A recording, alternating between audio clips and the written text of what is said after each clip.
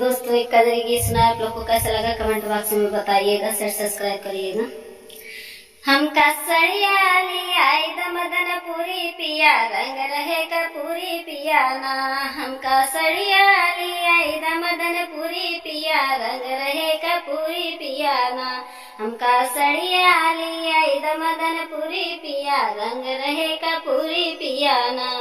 जब से सड़िया ना ले आईबा तब से जेवना ना बनाई। जब से सड़िया ना ले आईबा तब से जेवना ना बना।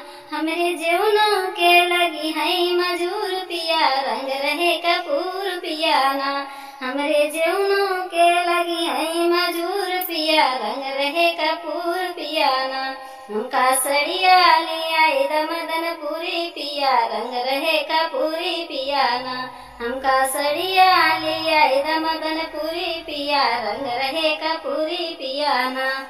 जब से सड़िया ना ले आईबा तब से गेड़ुआ ना घुटाई। जब से सड़िया ना ले आईबा तब से गेड़ुआ ना घुट।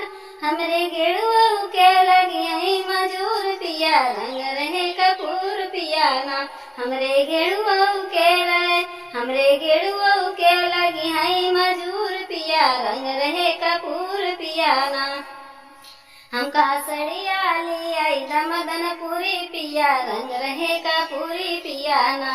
हमका सड़िया ले आई दमदन पूरी पिया, रंग रहे कपूरी पिया ना। जब से सड़िया ना ले आईबा तब से बिरवा ना कुचाई। जब से सड़िया ना ले आईबा तब से बिरवा ना कुचाई। हमरे बिरवा के लगी है मजूर पिया, रंग रहे कपूर पिया ना। हमरे बिरवा के लगी है मजूर पिया, रंग रहे कपूर पिया ना। हमका सड़िया ले आई दमदन पूरी पिया, रंग रहे कपूरी पिया ना। हमका सड़िया ले आई दमदन पूरी पिया, रंग रहे कपूरी पिया ना। जब से सड़िया ना ले आईबा तब से सजिया ना सुताई। जब से सड़िया ना ले आईबा तब से सजिया ना सुताई। हमरे सजिया के लगी है मजूर पिया, रंग रहे कपूर पिया ना। हमरे सजिया के लगी है मजूर पिया, रंग रहे कपूर पिया ना। हमका सड़िया ले आई दमदन पूरी पिया, रंग रहे कपूरी पिया ना।